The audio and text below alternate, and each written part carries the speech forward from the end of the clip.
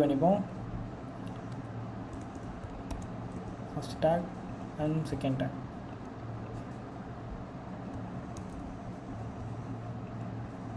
Okay fine. So 2 நம்ம எடுத்துட்டோம். And இங்கே கொஞ்சம் பெர்மிஷன்ஸ் இருக்குது.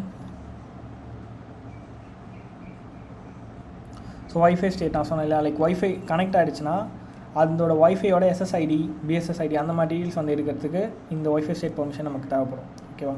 ஸோ அது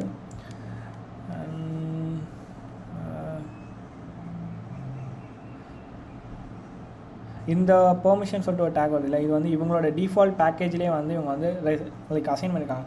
வேறு எதனா வந்து ஒரு அப்ளிகேஷன் வந்து இந்த அப்ளிகேஷனை ஹூக் பண்ணி ஸ்டார்ட் பண்ணோன்னா இந்த மாதிரி வந்து நம்ம டிஃபால்ட்டாக வந்து நம்மளே ஓன் சிக்னேச்சர் வந்து க்ரியேட் பண்ண முடியும். ஓகேவா? இப்போ கண்டென்ட் ப்ரொவைடிங் மூலமாக வந்து நம்ம யூஸ் பண்ணுவாங்க. அது போட்காஸ்ட்னு சொல்லுவாங்க. சிம்பிளான கண்டென்ட் ப்ரொவைடிங் மூலமாக நம்ம சேவ் பண்ண போட்காஸ்ட் மூலமாக ஷேர் பண்ணுவாங்க. ஓகே, ஸோ அந்த போட்காஸ்ட்காக இந்த மாதிரி ரெடி பண்ணுறாங்க.